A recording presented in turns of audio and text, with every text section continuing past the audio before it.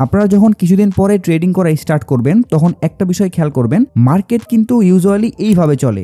এই যেটা দেখতে পাচ্ছেন এখান থেকে এই পর্যন্ত হয় এই যে এইরকম ভাবে উপরের দিকে যাবে, আর নাইলে মার্কেট এখান থেকে ধরেন যে এইভাবে নিচের দিকে আসবে, আর নাইলে মার্কেট এইভাবে একটা সাইডওয়েজ এর মধ্যে অথবা একটা রেঞ্জের মধ্যে ঢুকে যাবে। বাট আপনারা খেয়াল করবেন হঠাৎ করেই মার্কেটের মধ্যে এই টাইপের মুভমেন্ট আসছে। মানে আমি যদি বলি তাহলে দেখতে পাচ্ছেন প্রাইসটা এখানে ছিল, এরপরে হঠাৎ করে এখানে নামাই দিল, এরপরে প্রাইস কিন্তু এইখান থেকে এগেন উপরের দিকে চলে গেছে। মানে প্রাইস যেইখানে ছিল একদম ওই লেভেলে চলে আসছে, বাট মাঝখান দিয়ে জাস্ট একটা ক্যান্ডেলের মাধ্যমে অনেক মানুষকে ফতুর করে দিয়ে গেছে। এই জিনিসটা উপরের দিকেও ঘটতে পারে। মানে আমি যদি আরেকটু সুন্দর করে বুঝাই, ধরেন যে মার্কেট এইভাবে সুন্দর মতো করে চলতেছিল, হঠাৎ করে উপরে একটা মুভ দিল, এরপর নিচের দিকে একটা মুভ দিল, এরপরে আবার এখান থেকে সুন্দর মতো করে চলা স্টার্ট করলো। সো এই যে একটা কাহিনী দেখতে পারলেন না মাঝখানে ঘটলো, এইটাই হইতেছে ফরেক্সের সব থেকে বড় শত্রু। আপনি যদি এই জিনিসটা ধরতে না পারেন তাইলে আপনি আপনার পোর্টফোলিও টিকে রাখতে পারবেন না, অথবা বলতে পারেন এই জায়গাটাতে কোনো ধরনের কোনো টেকনিক্যাল অ্যানালাইসিস খাটবেই না। তার মানে এইখানে কোনটা কাজ করতেছে, এইখানে চলে আসতেছে ফরেক্সের ফান্ডামেন্টালস।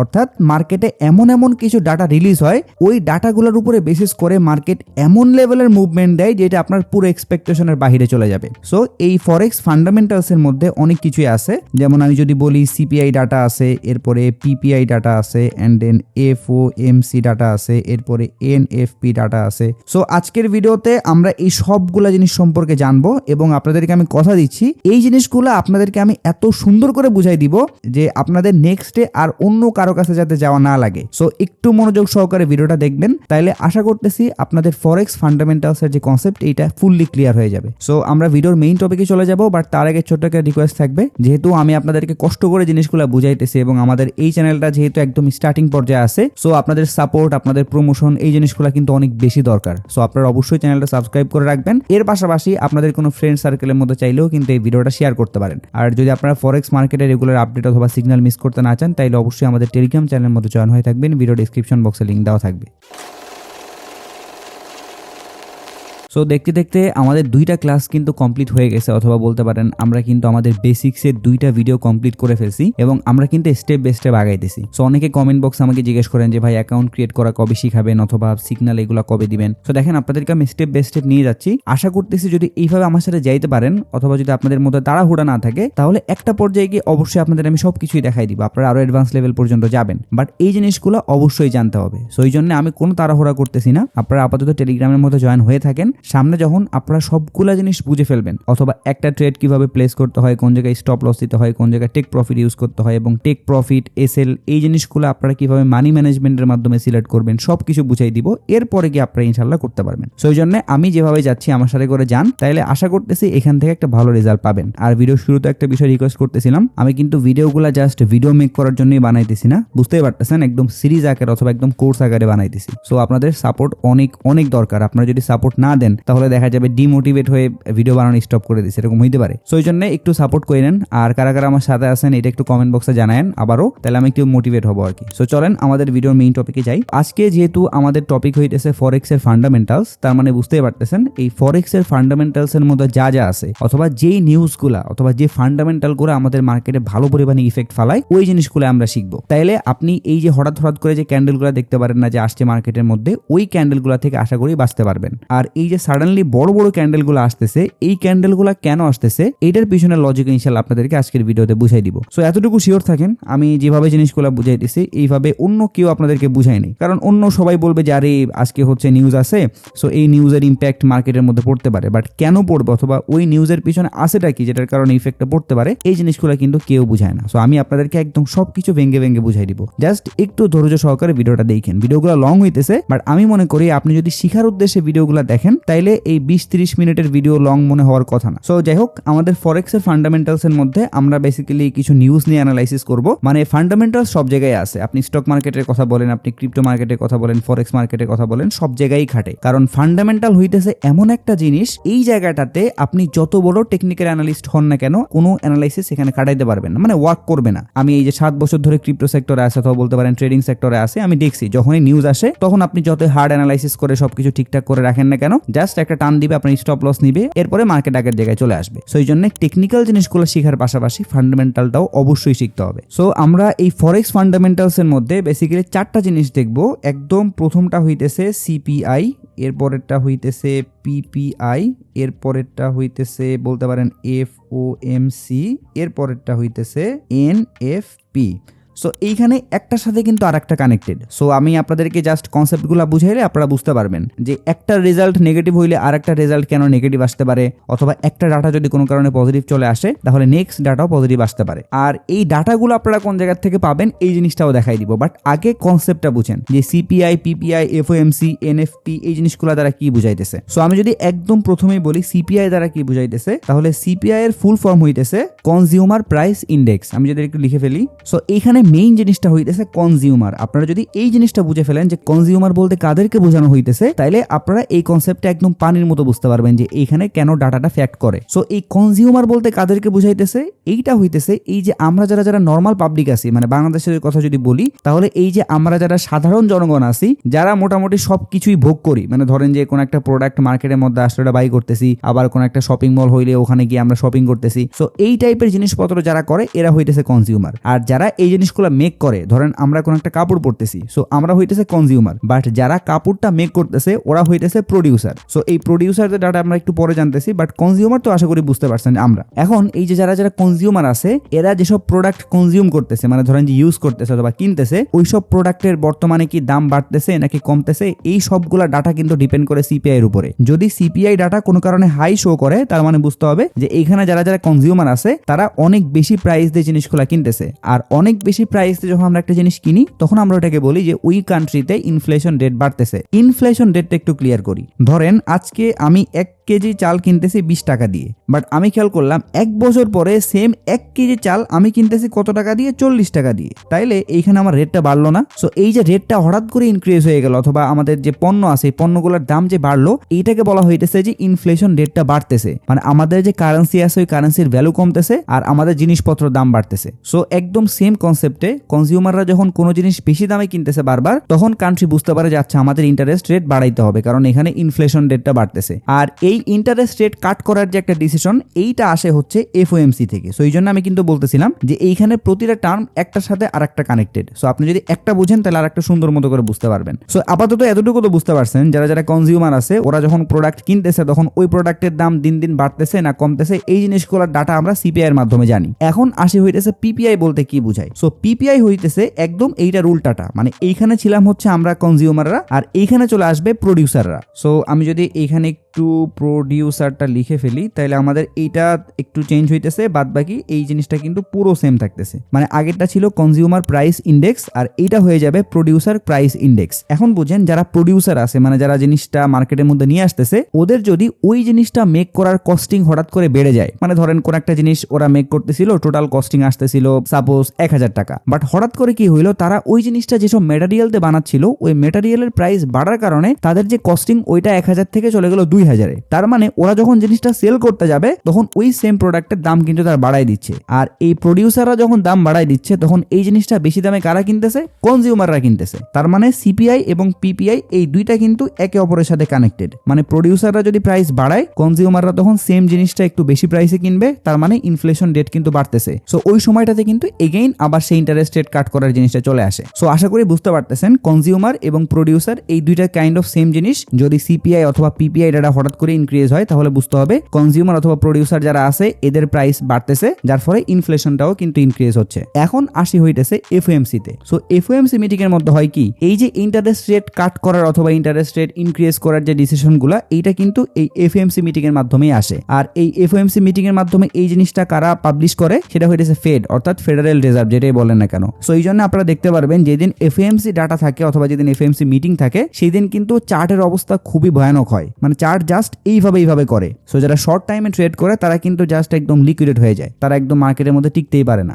এখন আসি হইতেছে ইন্টারেস্ট রেট কাট করা হইলে অথবা ইন্টারেস্ট রেট ইনক্রিজ করা হইলে এইটার ইফেক্ট মার্কেটের মধ্যে কেন আসে। তো দেখেন এই যে এফওএমসি মিটিং এর মাধ্যমে তো ইন্টারেস্ট রেট কাট করার অথবা ইনক্রিজ করার ডাটা আসে, এটা আমরা বুঝতে পারতেছি। এখন ধরেন যে ইন্টারেস্ট রেট যেটা আছে এইটা হইতেছে ইনক্রিজ করা হইলো, উপরের দিকে ওঠানো হইলো। তার মানে কি, ব্যাংক বলতেছে আমি তোমাদেরকে বেশি ইন্টারেস্ট দিচ্ছি, তোমরা তোমাদের যত ইনভেস্টমেন্ট অন্য জায়গায় আছে ওখান থেকে টাকাগুলো টাকাগুলো উইথড্র করে আমার ব্যাংকের মধ্যে রাখো, কারণ তুমি এখানে একদম সেফ থাকতেছো, তোমার টাকা তোমার কাছেই থাকতেছে, ওইটার এগেইনস্টে তুমি একটা হাই ইন্টারেস্ট রেট পাচ্ছ। সো তখন মানুষ কি করে, এই যে স্টক মার্কেট বলেন, ফরেক্স মার্কেট বলেন, ক্রিপ্টো মার্কেট বলেন, যাবতীয় যত জায়গায় মানুষের ইনভেস্টমেন্ট আছে সবাই ওখান থেকে সুন্দর মতো করে ক্যাশগুলো উইথড্র করে এরপরে ব্যাংকের মধ্যে রেখে দেয়। আর ক্যাশ উইথড্র করা অথবা আউটফ্লো হওয়া মানে কি আমরা জানি সেল হইতেছে, যার ফলে ওই কয়েনের প্রাইস অথবা ওই শেয়ারের প্রাইস নিচের দিকে আসতেছে। একদম সিম্পল লজিক। এখন আসি ইন্টারেস্ট রেট ধরেন যে কাট করা হইলো, মানে ইন্টারেস্ট রেট কমাই দেওয়া হইলো, তাইলে হবে কি, মানুষ যখন দেখতেছে যে আমরা ব্যাংকের মধ্যে টাকা রাখলে ওই রকম ভালো ইন্টারেস্ট রেট আসতেছে না, তখন তারা একটু রিস্ক নিয়ে এই টাইপের যেগুলো রিস্ক ইনভেস্টমেন্ট আছে, ফরেক্স হইতে পারে, স্টক মার্কেট হইতে পারে, ক্রিপ্টো মার্কেট হইতে পারে, তারা এই সব জায়গাতে ইনভেস্ট করে।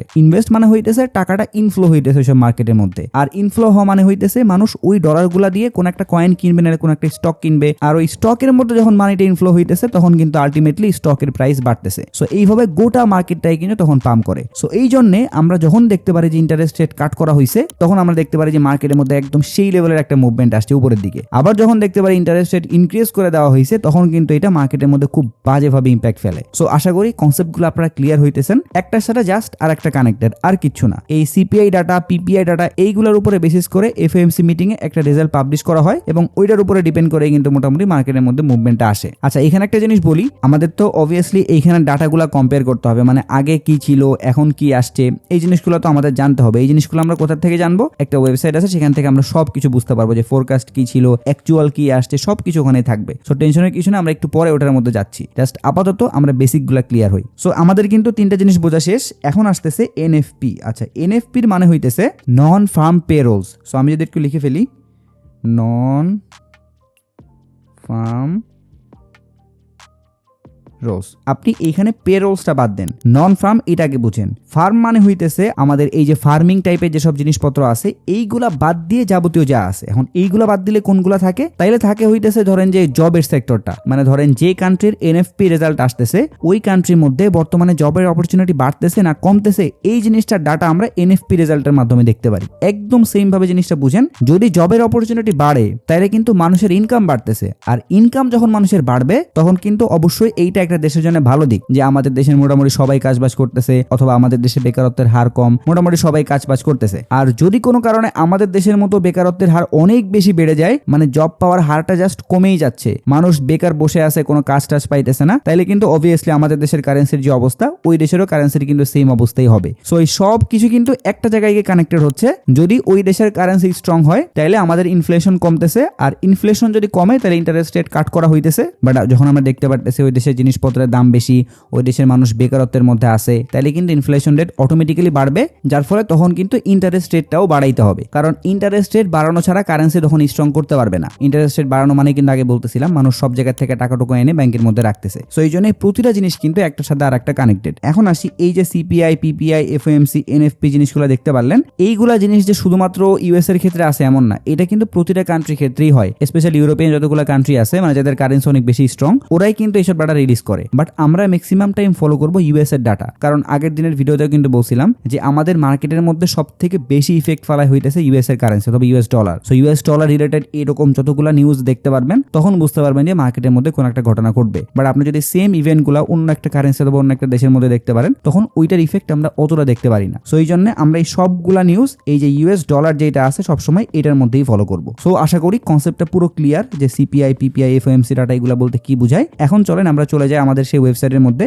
যেখান থেকে আমরা এই সবগুলা জিনিস নিজের থেকে চেক করতে পারবো। অন্য কারো উপরে ডিপেন্ড করে থাকা লাগবে না যে সে কখন বলবে, অথবা এমন তো আমি দেখছি যে সিপিআই, পিপিআই এই ডাটাগুলো রিলিজ করছে বাট ওটা এক্সপ্লেন করে নাই। সো যারা যারা ওখানে অডিয়েন্স ছিল তারা জিজ্ঞেস করতেছে যে ভাই একটু বলেন এটা পজিটিভ না নেগেটিভ, মার্কেটে এটার কোনো ইফেক্ট পড়তে পারে কিনা একটু বলেন। বাট অনেক সময় তারা কোনো রিপ্লাই দেয় না। বাট আশা করতেছি আপনি যেহেতু এই জিনিসগুলো জানলেন, এখন নিজের থেকে বুঝতে পারবেন যেহেতু সিপিআইটার আগের থেকে বেশি আসছে, তার মানে ইনফ্লেশন রেট বাড়তেছে, আর ইনফ্লেশন রেট যেহেতু বাড়তেছে, নেক্সট যখন এফওএমসি মিটিং থাকবে সেই এফওএমসি মিটিং এর মধ্যে ইন্টারেস্ট রেট ইনক্রিজ করার চান্স আছে। আর ইন্টারেস্ট রেট যদি ইনক্রিজ করা হয় তাহলে কি হবে? তাহলে মানুষজন যে সব টাকা নিয়ে ব্যাংকের মধ্যেই কিন্তু আলটিমেটলি রাখবে। সো এখন থেকে আপনার অন্য কারো কাছে জিজ্ঞেস করা লাগবে না, আপনি নিজেই আসবেন এই ওয়েবসাইটের মধ্যে, নিজেই চেক করবেন, নিজের ডাটাগুলো নিয়ে অ্যানালাইসিস করবেন, দ্যাটস ইট। সো আমাদের সেই ওয়েবসাইটের নাম হইতেছে ফরেক্স ফ্যাক্টরি। আপনি জাস্ট গুগলের মধ্যে ফরেক্স ফ্যাক্টরি লিখলে ওয়েবসাইটের মধ্যে চলে আসবেন, এবং এই ওয়েবসাইটের মধ্যে আসার পরে আপনাদের সর্বপ্রথম কাজ হইতেছে এইখানে অন্য যা কিছু আছে হোম পেজের মধ্যে এগুলোর মধ্যে ক্লিক করার কোনো দরকারই নেই, এগুলো দেখারও দরকার নেই। আপনি আপনি আস্তে আস্তে যখন এক্সপার্ট লেভেলে যাবেন, জিনিসগুলো নিয়ে একটু অ্যানালাইসিস করবেন, তখন এইখানে আসলে আপনি বিভিন্ন কান্ট্রির যে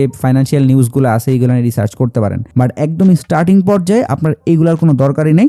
আপনি ডিরেক্টলি এখান থেকে যে ক্যালেন্ডার সেকশন দেখতে পারতেছেন না, এই ক্যালেন্ডার সেকশন একটা ক্লিক করবেন, তাহলে আপনাদেরকে এরকম একটা ইন্টারফেসের মধ্যে নিয়ে আসবে এবং এইখানেই হচ্ছে আমাদের মেইন কাজ। অর্থাৎ এইখান থেকে আমরা বুঝতে পারবো যে এই মাসের কোন তারিখে কি মিটিং আছে, মানে সিপিআই, পিপিআই, এনএফপি অথবা এফওএমসি এগুলোর কোন মিটিংটা আছে, এরপরে ওখানে কি রেজাল্ট আসতেছে অথবা আগে কি রেজাল্ট ছিল, এই সবগুলো জিনিস কিন্তু এখানে দেখতে পারবো। বাট তার আগে এখানে কিছু সেটিং আছে, ওই সেটিং গুলা করা অনেক ইম্পর্টেন্ট, কারণ সেটিং গুলা করা না থাকলে জিনিসটা অনেক ম্যাসাকার হয়ে যাবে, আপনি একদম সবগুলা নিউজ একবারেই দেখতেছেন। সো এই জন্য আপনি একটা কাজ করবেন, যখন এই ওয়েবসাইটের মধ্যে আসবেন তখন এইখান থেকে আপনি এই যে ফিল্টার অপশনটা দেখতে পারতেছেন, এই ফিল্টার অপশন একটা ক্লিক করবেন। ফিল্টার অপশনে ক্লিক করলে এখানে আপনারা দেখতে পারতেছেন অনেকগুলো অপশন আপনাদের সামনে খুলে গেছে। সো এইখানে আমি এক একটা জিনিস আপনাদেরকে সুন্দর করে বুঝাই দিচ্ছি। সো আমি যদি একদম প্রথমে এইখানের আইকনগুলোর কথা বলি, তাহলে দেখতে পারতেছেন একদম প্রথমে একটা রেড আইকন দেওয়া আছে, এরপরে এখানে একটা অরেঞ্জ কালার দেওয়া আছে, এরপরে এখানে ইয়েলো কালার, এরপরে এখানে হইতেছে সিলভার কালার। সো এই জিনিসগুলো দ্বারা বুঝাইতেছে যখন কোন একটা ইভেন্ট থাকবে, ওই ইভেন্টের পাশে যদি আপনারা এই রেড কালার দেখতে পারেন, তখন বুঝতে পারবেন ওই ইভেন্টটা মার্কেটে অনেক বেশি ইম্প্যাক্ট ফেলবে। অর্থাৎ আমি যদি একদম শর্টকাট ভাবে বলি, তাহলে হাই ইম্প্যাক্ট যে নিউজ অথবা ইভেন্টগুলো থাকে, ওই ইভেন্টগুলোর পাশে আপনারা এই রেড কালারের মার্কিং দেখতে পারবেন। এরপর আসে হইতেছে অরেঞ্জ কালার। সো এটা যেহেতু একদম হাইয়েস্ট ইম্প্যাক্ট, তার মানে এটার থেকে আর একটু কম ইম্প্যাক্ট ফেলবে ওই রকম নিউজ যখন আপনারা দেখতে পারবেন, তখন খেয়াল করবেন যে ওই নিউজের পাশে অথবা ওই ইভেন্টের পাশে এরকম অরেঞ্জ কালারের একটা লোগো দেওয়া আছে। এরপরে জিনিসটা তো আশা করি বুঝতেই পারতেছেন, এই অরেঞ্জ কালার থেকেও যদি কম ইম্প্যাক্টের কোনো নিউজ থাকে, তাহলে ওইগুলো হইতেছে এই যে ইয়েলো কালার অথবা সিলভার কালার। তার মানে আমরা কিন্তু চাইলে এই যে এই তিনটা দেখতে পারতেছেন না, এই তিনটা কিন্তু অ্যাভয়েড করতে পারি। জাস্ট আমাদের রেড কালারের যে লোগোটা দেখতে পারতেছে অথবা আইকন, আমরা শুধুমাত্র এই রেড কালার অথবা হাইয়েস্ট ইম্প্যাক্ট যে ইভেন্টগুলো আছে ওইগুলাই ফলো আপ করতে পারি। সো এখন আমরা কি করব, এখানে জাস্ট রেড কালারটা রাখবো, বাদ বাকি সবকিছু এখান থেকে আনচেক করে দিব। সো আমি যদি এখান থেকে এমনি ক্লিক করি, তাহলে দেখতে পারতেছেন সবগুলো কিন্তু আনচেক হয়ে গেল। এখন আমাদের সামনে যতগুলো নিউজ দেখতে পারবো অথবা ইভেন্ট দেখতে পারবো, সবগুলাই কিন্তু একদম হাই ইম্প্যাক্ট নিউজ থাকবে। আচ্ছা, এটা তো গেল। এরপর আসি হচ্ছে এইখানে কিন্তু আপনারা দেখতে পারতেছেন অনেকগুলা কারেন্সির নাম দেওয়া আছে। সো আপনি যদি শুধুমাত্র ইউএসডি পেয়ারের মধ্যে ট্রেড করেন, তাহলে আপনার কিন্তু এই যে AUD, CAD, CHF এইগুলোর মধ্যে যাওয়ার দরকারই নেই, অথবা এই কারেন্সি রিলেটেড যে নিউজগুলো আসতেছে, সেটা সিপিআই, পিপিআই অথবা এফএমসি যাই হোক না কেন, এইগুলো জানার কিন্তু কোনো দরকার নাই। সো আপনি যে পেয়ারের উপরে ট্রেড করেন, সেটা হইতে পারে ইউএসডি, AUD অথবা ইউরো, যেটাই হোক, আপনি জাস্ট ওই পেয়ারটা রাখবেন, বাদ বাকি সবগুলো কিন্তু এখান থেকে আনচেক করে দিবেন। সো আমি যেহেতু অথবা আপনারাও যদি ম্যাক্সিমাম টাইমে ইউএসডির উপরেই ট্রেড করবেন, সো এই কারণে আমরা কি করব, এখানে জাস্ট ইউএসডি রাখবো, বাদ বাকি সবগুলো এখান থেকে এইভাবে আনচেক করে দিব। একবার যখন আনচেক করা শেষ, এরপরে আমাদের আরেকটা ছোট্ট কাজ আছে। এই কাজটা না করলে আপনি এক্স্যাক্টলি বুঝতে পারবেন না যে বাংলাদেশের সময় কখন ওই মিটিংটা হবে, অথবা আপনার যে ইভেন্টটা আসতেছে ওই ইভেন্টটা বাংলাদেশের সময় কখন অনুষ্ঠিত হইতেছে। দেখা যাচ্ছে যে আপনি এখানে উল্টাপাল্টা একটা সময় দিয়ে রাখছেন, ওই ইভেন্টটা হইতেছে বাংলাদেশের সময় রাত 1টার দিকে, বাট আপনি খেয়াল করতেছেন ওইটা হচ্ছে পরের দিন রাত 1টার দিকে। তাইলে কিন্তু দেখা যাবে যে আপনি জিনিসটা বুঝতেছেন না, আর ওই সময় আপনি ট্রেড ওপেন করে রাখছেন, জাস্ট একটা ক্যান্ডেলে আপনার পুরো ব্যালেন্স খালি করে দিছে, আর নাইলে আপনার স্টপ লস নিয়ে নিছে। সো এই জন্য অবশ্যই টাইম জোনটা বাংলাদেশ অথবা ঢাকা করে নিতে হবে, তাইলে আপনি একদম এক্স্যাক্ট বলতে পারেন, একদম কারেক্ট ডাটা পাবেন যে বাংলাদেশের সময় কখন ওই মিটিংটা হইতেছে। সো এই টাইম জোনটা সেট করার জন্য আপনি এখানে একটা টাইমিং দেখতে পারতেছেন না, 3:59 বাজতেছে, আপনি জাস্ট এখানে একটা ক্লিক করবেন। বাট তার আগে অবশ্যই এই যে ফিল্টার ডিলটা যা যা করছেন, এটা কিন্তু এখান থেকে অ্যাপ্লাই ফিল্টারে ক্লিক করতে হবে। এই যে অ্যাপ্লাই ফিল্টার, নাইলে কিন্তু এটা সিলেক্ট হবে না, এটা কিন্তু অটোমেটিক্যালি আবার আগের জায়গায় চলে যাবে। সেই সবগুলো জিনিস দেওয়ার পরে এরপরে সিম্পলি এখান থেকে অ্যাপ্লাই ফিল্টারে একটা ক্লিক করবেন। তাইলে এবার কিন্তু দেখতে পারতেছেন এই যে আমাদের সামনে এত ইভেন্ট ছিল, সবগুলা কিন্তু ক্লোজ হয়ে গেছে। জাস্ট এই যে 2টা ইভেন্ট কিন্তু এখন আসছে। অথবা আমরা যদি বলি, তাইলে কালকে কিন্তু জাস্ট একটা হাই ইম্প্যাক্ট নিউজ আছে, যেটা হইতেছে আনএমপ্লয়মেন্ট ক্লেইমস। সো এইটা বাদ দিয়ে বাদ বাকি সবকিছু কিন্তু এখান থেকে রিমুভ হয়ে গেছে। সো আগে চলেন আমরা টাইমিং এর এই জিনিসটা একটু সিলেক্ট করে ফেলি। সো এখানে জাস্ট আপনি একটা ক্লিক করবেন, এরপরে এখানে দেখতে পারতেছেন টাইম জোনটা অটোমেটিক্যালি ঢাকা করা থাকবে। বাট যদি কোনো কারণে ঢাকা করা না থাকে, অথবা আপনি যদি অন্য কোনো কান্ট্রিতে থাকেন, তাহলে অবশ্যই ওই কান্ট্রি অনুযায়ী এখান থেকে আপনারা এটা সিলেক্ট করে নেবেন। জাস্ট এখানে একটা ক্লিক করলে আপনারা নিচের দিকে দেখতে পারবেন যে একদম সবগুলো কান্ট্রি লিস্ট চলে আসছে।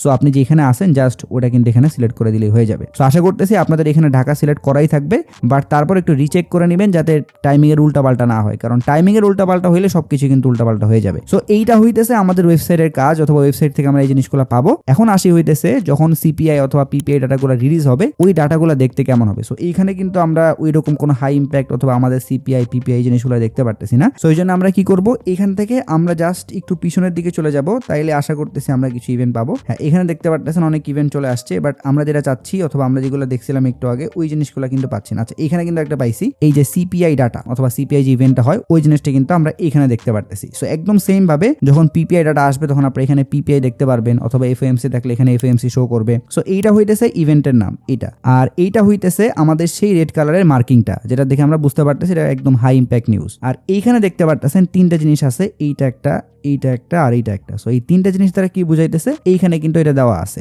যে এইটা মানে হইতেছে অ্যাকচুয়াল, এইটা মানে হইতেছে ফরকাস্ট, আর এইটা মানে হইতেছে প্রিভিয়াস। সো এখন আসি অ্যাকচুয়াল, প্রিভিয়াস, ফরকাস্ট এই জিনিসগুলো বলতে কি বুঝাইতেছে। সো এইখানে আপনারা যে ডাটাগুলো দেখতে পারতেছেন না, এই ডাটাগুলোর মধ্যে এই দুইটা হইতেছে মেইন। সো ওই দুইটা কোনটা, এই যে এইখানে যেটা দেখতে পারতেছেন অথবা অ্যাকচুয়াল ডাটা যেটা, এইটা হইতেছে আসবে। আপনি যখন দেখতে পারবেন যে কালকে 7:30টার দিকে ইভেন্টটা আছে, তখন কিন্তু এখানে একটা খালি থাকবে, এখানে কিন্তু কোনো পার্সেন্টেজ শো করবে না। ওই ইভেন্টটা যখন হয়ে যাবে তখন আপনি এইখানে ওই পার্সেন্টেজ অথবা ওই ডাটা দেখতে পারবেন। তার মানে এইখানেরটা হইতেছে ফিউচারে, আর প্রিভিয়াস কোনটা ছিল, অথবা বলতে পারেন একদম এই সেম ডাটা আগের সপ্তাহ অথবা আগের মাস অথবা আগের বছরে যখনই রিলিজ করা হোক না কেন, ওই সময় ডাটা অথবা রেজাল্টটা কি ছিল। সো ওই জিনিসটা আপনারা এখানে প্রিভিয়াস সেকশনের নিচে দেখতে পারবেন। এখন আসতেছি ফরকাস্ট মানে কি, অথবা ফরকাস্টের এখানে আমরা যে জিনিসটা দেখি এইটা কি। সো বলতে পারেন এইটা হইতেছে কাইন্ড অফ একটা প্রিডিকশন, মানে এইটা যে হবেই হবে এমন কোনো কথা নাই। সো আপনারা ইভেন্টটা হওয়ার আগে দুইটা ডাটা অলরেডি দেখতে পারবেন, একটা হইতেছে ফরকাস্ট আর একটা হইতেছে প্রিভিয়াস। প্রিভিয়াসটার মানে তো বুঝতেই পারতেছেন আগে অলরেডি হয়ে গেছে, আমরা জানি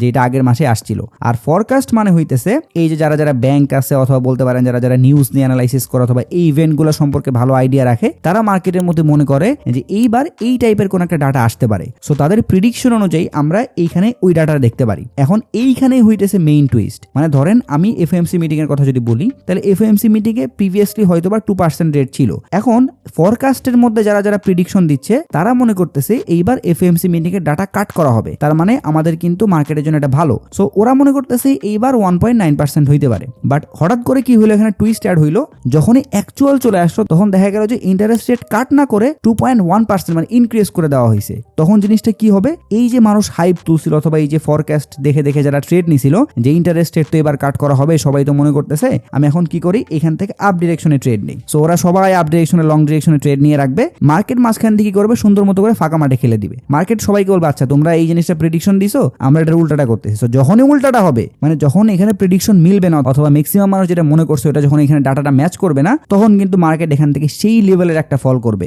কারণ এই যে এত মানুষ উপরে অথবা লং ডিরেকশনে ট্রেড ওপেন করে রাখছিল, সবার স্টপ লস অথবা লিকুইডিটি প্রাইস কই ছিল, মানে এই জিনিসগুলো তো আপনারা এখনো বুঝেন না। বাট তারপরে বলি, ধরেন এখানে আমি একটা ট্রেড নিছি, এখন আমি অবশ্যই তো আমার পুরো ব্যালেন্স খালি করে ফেলবো না, নিচের দিকে আসতে থাকলে কোন একটা জায়গা থেকে তো অবশ্যই আমি সেল করবো। সো আমার প্রাইসটা হয়তো বা এইখানে, যে এইখানে আসলে আমি আর এর বেশি লস নিব না। সো ওরা কি করবে, এইরকম একটা উল্টাপাল্টা টুইস্ট দিয়ে এই সবগুলা লিকুইডিটি এখান থেকে নিয়ে নিবে, এরপরে আবারও আস্তে করে মার্কেট দেখতে পারবেন যে আগের জায়গায় চলে আসছে। তার মানে মার্কেট যেখানে ছিল ওখানেই আছে, জাস্ট একটা ভুল ডাটার জন্য, মানে এই যে ফরকাস্টের মধ্যে আমরা যে ডাটা দেখতে পারি ওইটা মিসম্যাচ হয়েছে বলে এখানে এই লেভেলের একটা ম্যানিপুলেশন হয়ে গেছে। বাট ফান ফ্যাক্ট হয়েছে এইখানে ফরকাস্ট ডাটা যেটা দেওয়া থাকে 99% ওটা মিলে যায়, ওখান থেকে হালকা এদিক ওইদিক হয়। সো এই জন্য ভয় পাওয়ার কিছু নাই, আপনারা ফরকাস্টের মাধ্যমে যেটা দেখতে পারবেন বুঝতে পারবেন ওটার কাছাকাছি আছে, মানে ওইটার থেকে একদম অনেক বেশি 19-20 হবে এমন হয় না। সো এই হচ্ছে মোটামুটি ডাটা।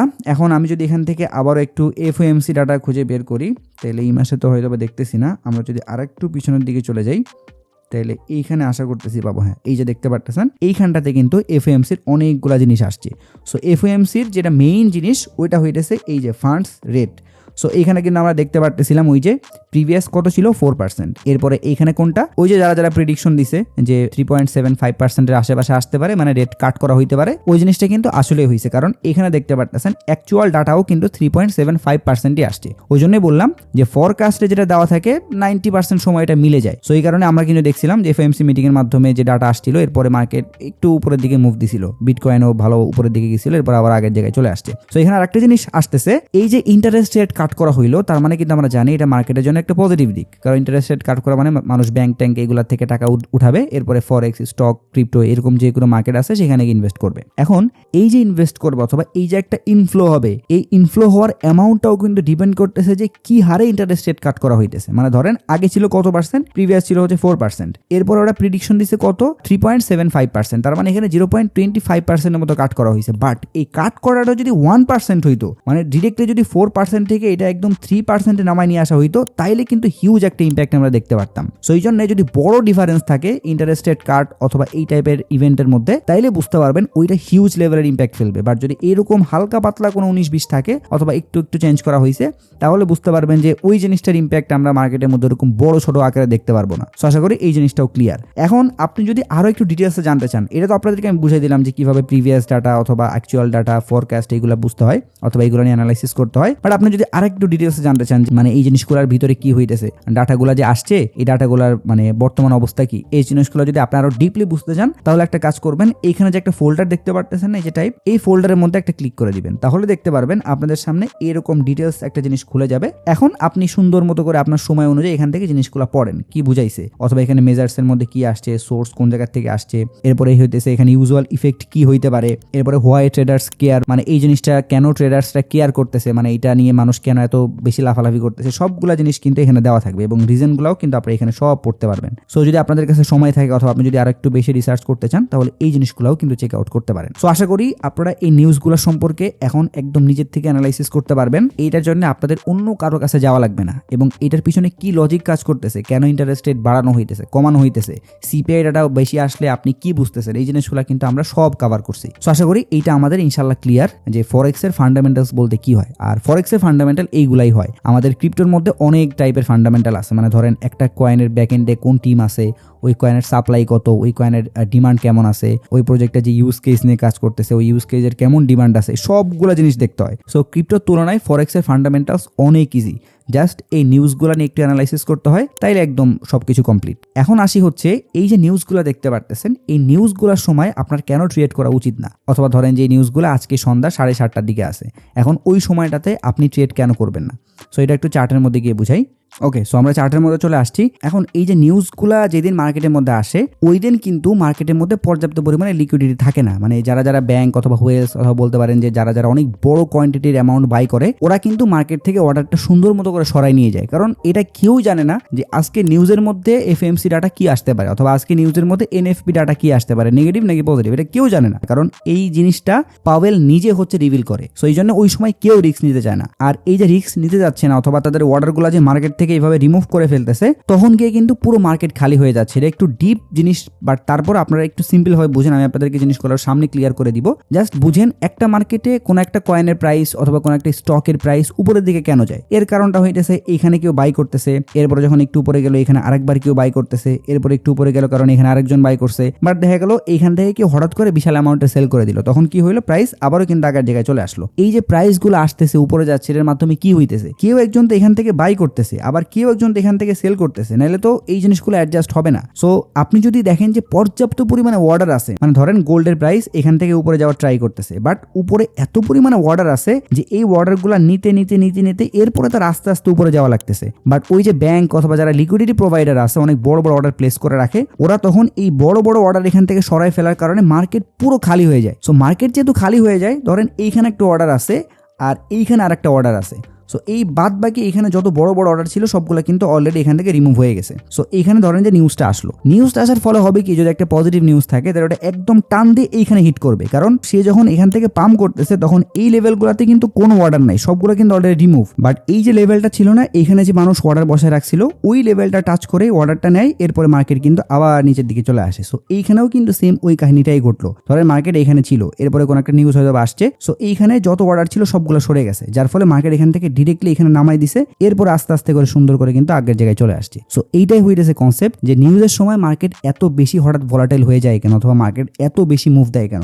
জাস্ট 1 মিনিটের মধ্যে মার্কেট লিটারালি এমনি করে, কারণ ওই যে মাঝখানে কোনো অর্ডার নেই, এখানে অর্ডার এখানে অর্ডার, সো এখানে একবার নিচ্ছে এখানে একবার নিচ্ছে এখানে একবার নিচ্ছে এখানে একবার নিচ্ছে। সো এই কারণেই হইতেছে নিউজের সময় মার্কেট ভলাটাইল থাকে, আর আপনার এই কারণে মার্কেটে ওই সময় ট্রেড করা উচিত না। মার্কেটের মধ্যে নিউজের সময় তারাই ট্রেড করে যারা জুয়া খেলে, মানে ধরেন যে ওরা জানেও না যে কি টাইপের রেজাল্ট আসতে পারে, সো ওরা নিয়ে রাখছে এখানে, যদি কোনোভাবে হিট করে অথবা যদি কোনো কারণে পজিটিভ নিউজ আসে তাহলে তো একদম ডিরেক্টলি এখানে উঠাই দিবে, আর যদি কোনো কারণে উল্টা নিউজ আসে তাহলে কিন্তু ইনস্ট্যান্ট এখান থেকে প্রাইস ড্রপ করবে এবং পুরোপুরি লিকুইডেড। সো এই জন্য যদি রিস্ক না নিতে চান অথবা এই টাইপের সিচুয়েশনের মধ্যে পড়তে না চান, তাইলে এই নিউজের সময় অথবা যেই সময়টাতে নিউজ আসতেছে তার 1 ঘন্টা আগে অথবা আধা ঘন্টা আগে পুরো ট্রেড অফ করে দেন, কোনো ধরনের কোনো ট্রেড কিন্তু ওই সময় ওপেন রাখা যাবে না। আর একটা কারণ হইতেছে ফরেক্সে কিন্তু স্প্রেড রেট নামে একটা জিনিস আছে, আমি এইগুলো আপনাদেরকে সামনে সুন্দর করে বুঝাই দিব, বাট আপাতত বুঝেন যে কেন নিউজের টাইমে ট্রেড করা উচিত না। সো ওই স্প্রেড রেটটা হইতেছে ধরেন আপনি এখানে ট্রেড প্লেস করছেন অথবা এখানে কোন একটা জায়গায় প্রাইস ছিল $1200। সো আপনি লিমিট অর্ডার সেট করে রাখছেন ঠিকই $1200, বাট আপনার ট্রেড প্লেস হবে উপরের দিকে আরেকটু, মানে ধরেন যে $1210।